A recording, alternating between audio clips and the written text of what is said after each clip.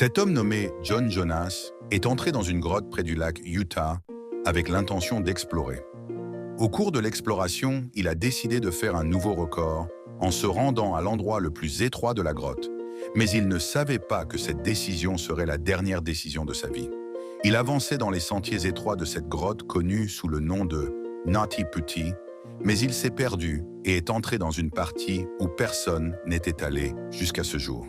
Un endroit aussi étroit qu'une tombe, où il était même difficile de respirer, sans parler de bouger les mains. Et malheureusement, John s'est retrouvé coincé la tête en bas dans cet état. C'est l'histoire de John Jonas, 26 ans, dont les 27 dernières heures de vie ont été passées dans cette grotte. Encore une fois, bienvenue dans les vidéos de sensibilisation TV.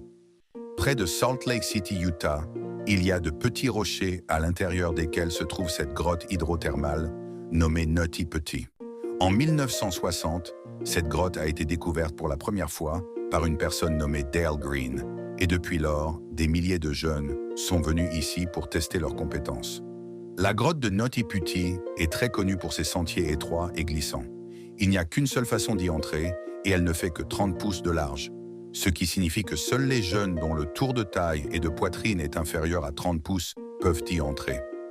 Chaque année, environ 28 000 personnes viennent ici pour montrer leurs compétences, mais entre 1999 et 2004, des accidents se sont produits ici et de nombreuses questions ont alors commencé à se poser sur la sécurité de la grotte. À une occasion, un jeune de 23 ans est resté coincé dans les profondeurs de la grotte pendant 6 heures et à une autre occasion, un jeune est resté coincé la tête en bas dans la grotte pendant toute la nuit. En raison de ces accidents, les autorités ont fermé la grotte de Naughty Putty en 2006. Mais les cavernistes professionnels ont déclaré que si elle devait être fermée, elle devrait être fermée uniquement aux personnes qui n'ont aucune expérience de la spéléologie, car ces personnes restent souvent coincées ici. D'un autre côté, les autorités ont déclaré que la grotte de Naughty Putty n'était rien de moins qu'une bombe à retardement qui peut tuer quelqu'un à tout moment. La bataille pour Naughty Putty a continué entre les professionnels des cavernes et les autorités, et finalement, en 2007, elle a été rouverte avec de nouvelles règles. Un comité de gestion a été formé qui autorisera l'entrée dans la grotte uniquement aux personnes ayant une bonne expérience de la spéléologie et qui disposent également d'un équipement professionnel. Pour aller à Naughty Putty, il fallait demander un permis 21 jours à l'avance et deux frères John et Josh Jonas de Salt Lake City ont également demandé ce permis dans la nuit du 24 novembre 2009. À 20 h, John Jonas, 26 ans, est entré dans le système de grotte de Naughty Putty avec son groupe. Les deux frères avaient déjà une certaine expérience des grottes auparavant, mais ils allaient à Naughty Putty pour la première fois. Après être entrés dans la grotte, tout s'est déroulé normalement pendant 1 heure, au cours de laquelle ils ont exploré la plus grande cavité qui s'appelle Big Slide. C'est à ce moment-là que John, Josh et deux autres amis ont pris le risque de s'enfoncer plus profondément dans la grotte, c'est-à-dire dans la partie la plus difficile de la grotte qui s'appelle le canal de naissance. Le canal de naissance est si étroit que jusqu'à présent, très peu de gens s'en sont approchés. Non seulement il est extrêmement étroit, mais il est également très difficile de trouver son chemin. Dans le passé, de nombreuses personnes se sont également retrouvées coincées sur le chemin du canal de naissance. Mais John, son frère et deux amis étaient en très bonne forme physique. C'est pourquoi ils ont décidé d'aller au canal de naissance pendant que le reste des membres de l'équipe restaient sur place. L'idée d'aller au canal de naissance était celle de John. Le chemin était si étroit que John se roulait sur le ventre en pensant qu'il entrait dans le canal de naissance. Mais il a pris sans le savoir un mauvais virage et s'est engagé dans le chemin appelé Corkscrew. C'était l'endroit où seuls les hommes des cavernes les plus minces pouvaient aller. Si nous regardons la carte de la grotte, c'était le chemin que John devait suivre vers le canal de naissance droit, mais il a pris un virage à gauche. Alors qu'il avançait, le chemin commençait à se rétrécir et il ne pouvait plus faire demi-tour. Mais il continuait à avancer dans l'espoir que peut-être le chemin devant lui serait un peu plus large et qu'il pourrait faire demi-tour. Devant lui, il vit un endroit en contrebas et là, John pensa qu'il pourrait peut-être faire demi-tour. Ici, la situation s'aggrava car malheureusement, lorsqu'il s'engagea dans ce chemin de 25 fois 45 cm, il y avait une impasse devant lui et maintenant John était coincé la tête en bas dans un espace aussi large qu'une machine à laver, la tête en bas et les jambes en l'air, et il n'y avait plus d'espace. Il était si serré que ses mains étaient pressées contre son corps, ce qui signifie qu'il ne pouvait pas utiliser ses mains. John essaya de sortir de là plusieurs fois mais n'y parvint pas une seule fois. John commença alors à appeler son frère. Après quelques minutes, lorsque Josh arriva, il ne pouvait voir que les jambes de John.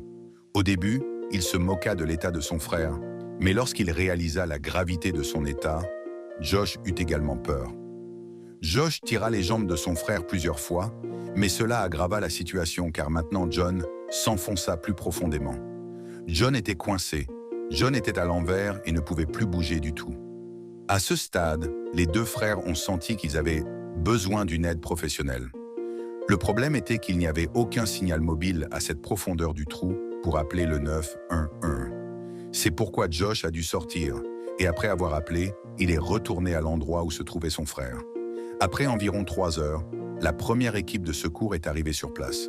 C'est Suzy Motola qui a essayé de sortir John pendant 2 heures, mais John était coincé plus qu'elle ne l'avait prévu. L'espace était si restreint que Suzy a même coupé le jean de John pour obtenir un demi-centimètre de plus, mais cela n'a pas fonctionné. Finalement, Suzy a pu sortir John. Elle est également sortie après épuisement.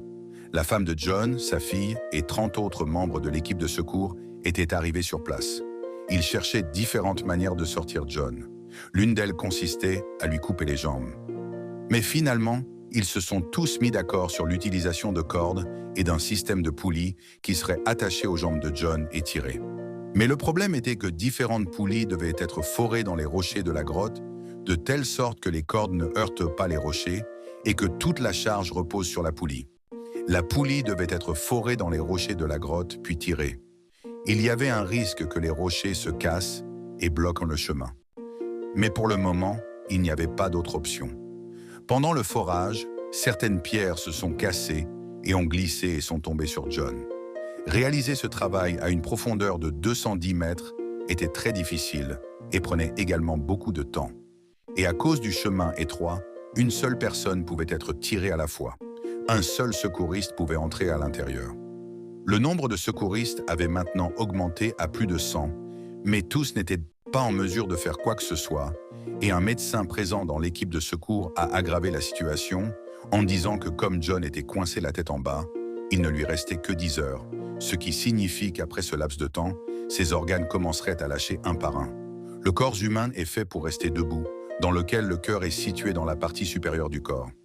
Le cœur pompe et alimente le corps entier en sang, et à environ 80%, le sang est fourni aux parties inférieures, où l'approvisionnement atteint facilement avec l'aide de la gravité, mais comme John est maintenant à l'envers, son cœur devra pomper le sang vers le haut du corps à 80% avec plus de force. Dans ce cas, le cœur devra travailler des heures supplémentaires. Le médecin a dit qu'à cause de cela, John pourrait avoir une crise cardiaque à tout moment. Après avoir appris cela, l'équipe de secours est intervenue. Les travailleurs ont fait plus d'efforts pour redresser John au moins. Après des heures d'attente, la police a été installée et John a été tiré par les jambes. Mais bientôt, ils se sont heurtés à de nouveaux problèmes car les jambes de John étaient dans une telle position qu'elles ne pouvaient pas être pliées. Et quand il tirait à ses jambes heurtaient le toit de la fosse. Eh bien, avec beaucoup de difficultés, ils ont sorti John de la fosse, mais au dernier moment, une poulie est sortie du mur de la fosse et maintenant John était coincé là où il était avant. John était maintenant très paniqué. Le système de communication bidirectionnelle fut installé pour qu'il puisse se détendre en parlant avec sa femme. Cette méthode fonctionna et John se sentit beaucoup mieux. Finalement, après 19 heures, les préparatifs furent terminés pour sortir John de l'eau.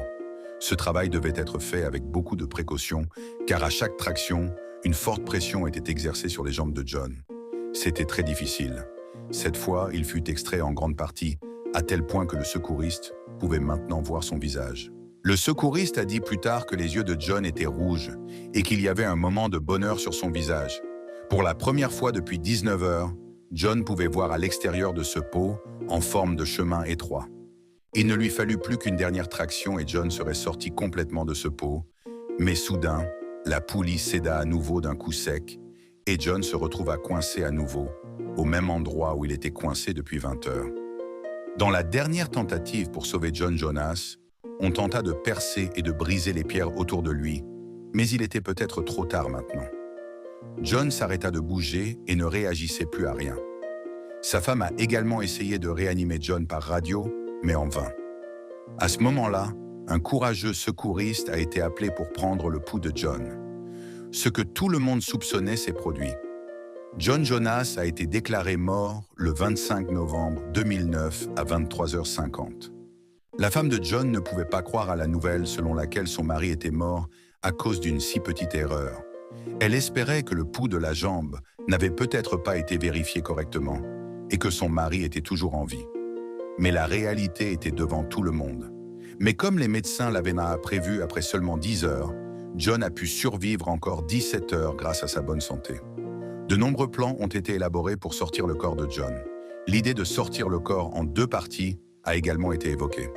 Finalement, il a été décidé de laisser le corps là-bas, à proximité de toute la grotte de Notipeti pour toujours, et de la déclarer comme la tombe de John. Aujourd'hui encore, le corps de John Jonas repose dans la même grotte à l'intérieur de Notipeti. La grotte présente dans la grotte nous rappelle le danger de l'exploration, et il y a une plaque à l'extérieur de la grotte en sa mémoire. J'espère que vous aimerez et partagerez cette vidéo de sensibilisation TV. Merci beaucoup pour les commentaires affectueux de tous. À bientôt pour la prochaine grande vidéo.